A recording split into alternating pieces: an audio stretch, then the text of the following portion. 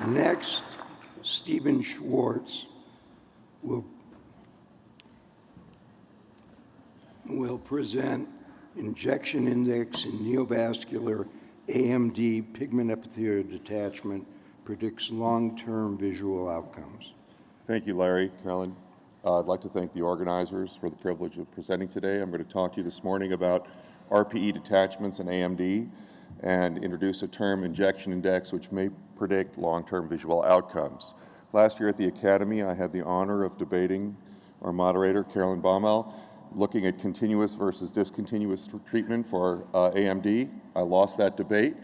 I had the continuous treatment with superior side, but I did move the argument a little bit, the audience a little bit in the vote, and I thought maybe it would be interesting to take a look at our own patients, and that's where this work comes from. My disclosures are here. I'd like to recognize some of the co-authors, including Wayne Gui and Adrian O, as well as Hamid Hosseini, Gadi Howell, and Anat Lowenstein. The key points from this lecture are that the largest PED AMD cohort with the longest follow-up will be reported today. Annual injection index equals the number of injections per year. The cumulative injection index is the number of injections per year over time. Statistical analysis of the data from these large retrospective cohorts suggests clinically significant findings. Specifically, a high cumulative injection index may yield improved visual outcomes at 4 and 5 years in patients with PED AMD. And patients may gain an additional 0.5 ETDRS letters per injection per year. So anti-VEGF has been transformative treatment paradigm for AMD. Most patients, however, lose vision after a period of relatively regular treatment. There's an undertreatment paradox, and this is what we debated last year. Decreased treatment frequency and duration, fewer injections over time are attributed to all sorts of things. You see them listed here: treatment burden, non-compliance, treatment strategies, socioeconomic issues, anatomical and functional disease progression. The hypothesis we looked at is whether or not a simplified quantification of treatment frequency, injection index defined as the number of anti-VEGF injections per year from the time of presentation, whether or not that provides a useful means of evaluating real-world evidence, irrespective of treatment strategy, anti-VEGF agent, or other confounding variables. If validated, this may become a useful means of discussing and investigating treatment regimens across all diseases with anti-VEGF suppression or VEGF suppression.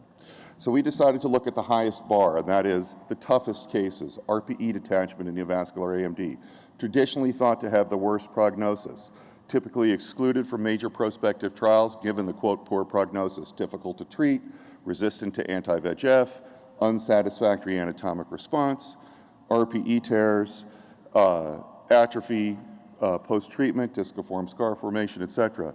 This is a picture from Alan Bird, which John Robleski dug up for me, and I believe it's the picture that Alan used to convince Don Gass that RPE tears existed. I remember the debate well. We have our own RPE tear guru at UCLA, and David has put out probably the best review in the literature looking at how underappreciated these patients are. His review suggests that greater than 60% of eyes treated with AMD may have RPE detachments. That may be a little high in our analyses, but it's there. That paper looks at post hoc, retrospective, prospective trials, but they all have low numbers. They all have about 2-year follow-ups. And there's no agreement on treatment regimen, agent, ideal anatomic outcomes as they relate to vision. And importantly, that paper points to treatment goals for patients presenting with PED should focus on visual acuity, and that's what we've tried to do.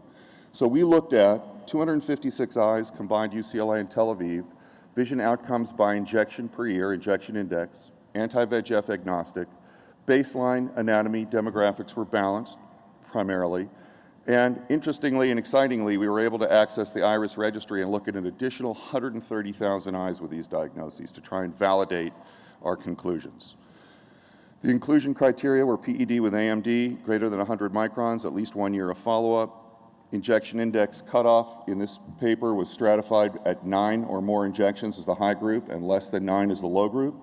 We excluded eyes that had tears at baseline, and there were other exclusion, and the analyses I'm going to show you today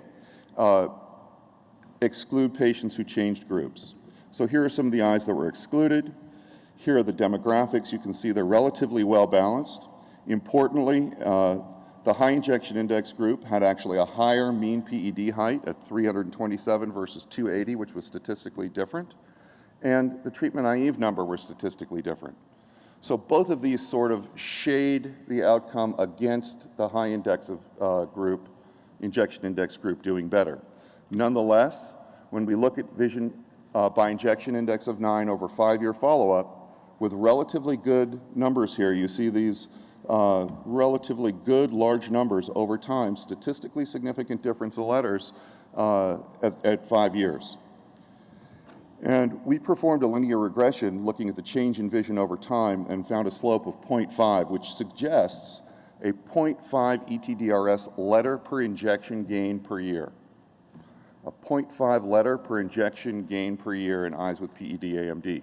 So for example, if an eye receives 6 more injections per year, that's 3 letters per year over 5 years, that could explain a 15-letter increase, suggesting 15 more letters in patients treated with 12 injections versus 6 injections over 5 years. Here are some sample cases. The way these are listed is you see the vision at presentation next to the injection index for that year, and you can see in this patient all sorts of anatomic changes, but the vision basically stays the same, 20/30.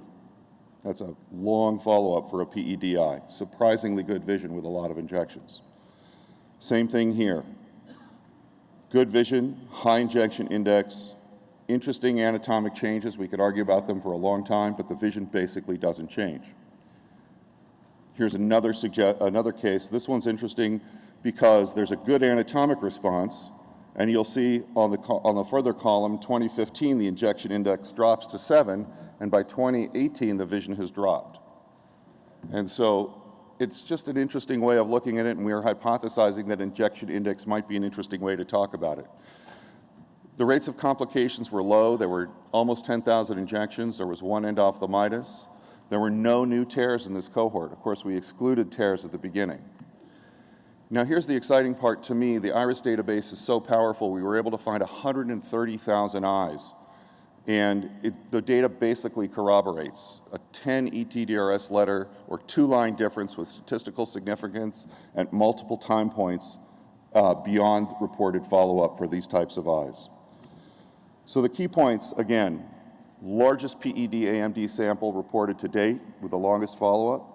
We're introducing the annual injection index, that is the number of injections per year, and the cumulative injection index, that's the number of injections per year over time.